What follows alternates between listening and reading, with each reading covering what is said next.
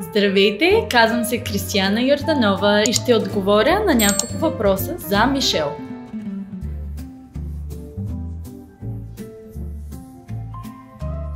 Бих описала себе си като един много позитивен човек, вдъхновяващ и пълен с любов. Успехът за мен е да помагаш на други хора. Караме да се чувствам щастлива, като вдъхновявам. Аз правя доста лекции в училища в България и най-хубаво ми става, като децата имат интерес от моите лекции, питат ме много въпроси и това наистина ми е най-важното.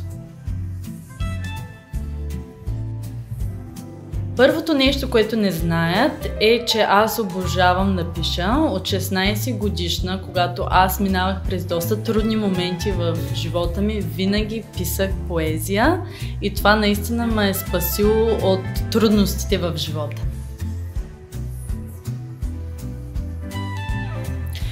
Винаги да си смел, дори да не си готов за това, което те очаква, просто продължавай напред. Ако имаш мечти, просто ги сбъдвай. Нямаме време да чакаме.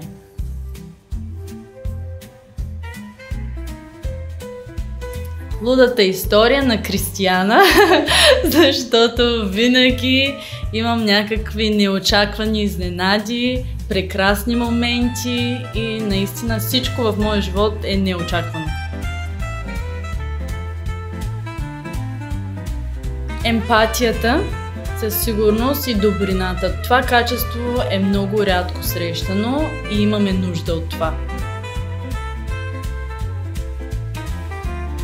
Да мога да се транспортирам на различни места в света, без да губя време.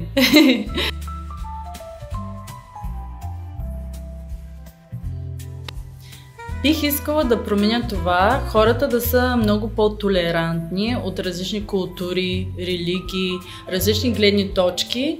По този начин щяхме да се разбираме много по-добре.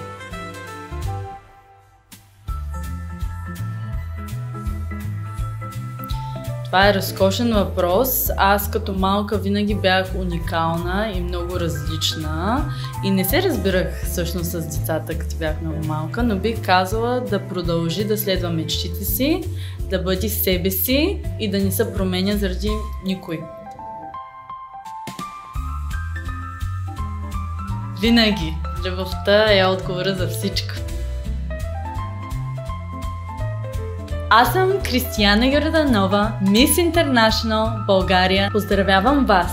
Искам да напишете в коментарите, според вас, любовта ще спаси ли света?